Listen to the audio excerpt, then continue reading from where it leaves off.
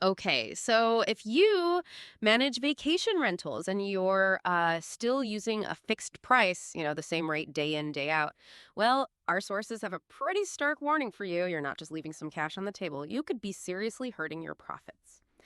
Welcome to the deep dive. Today, we're really getting into dynamic pricing. It's this strategy that's totally changing how successful property managers operate in the short term rental world.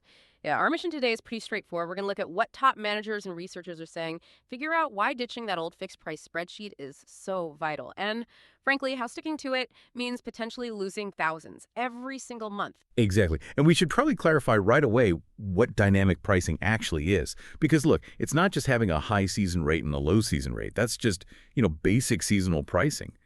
True dynamic pricing, or DP, it's a whole business strategy. Hmm. It means adjusting your rates, sometimes multiple times a day, based on real-time stuff, things like market demand, what your competitors are doing, booking lead times, local events, everything. It's about making pricing your most powerful strategic tool. Okay, strategic lever. Let's unpack that a bit. Why is pricing seen as so much more than just, the weekly revenue number? If the rent gets paid, why does it have this huge ripple effect you mentioned? Well, because it introduces systemic risk. We heard from Robert, a really experienced property manager, and he put it perfectly. He said pricing doesn't just hit your bottom line, it affects your operations.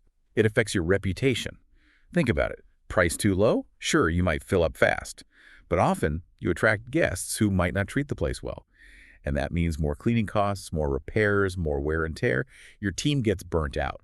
So any money saved on the rate gets eaten up elsewhere. Right. That makes total sense. So the win of a full calendar might actually be costing you more operationally. It's a bit of an illusion.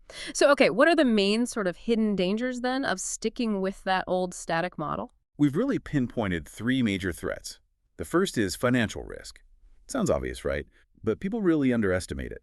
Static pricing means you're totally blind to these pockets of super high demand. Say there's a big local festival for 4 days. Rates nearby might jump 150% if your price is fixed. You miss all of that extra potential revenue, zero uplift. And on the flip side, in the really slow season, your static rate might be way too high. So you sit empty instead of maybe getting some booking with a slight discount. Okay, so you lose on both ends, high demand and low demand. What's number two? The second big one is owner turnover.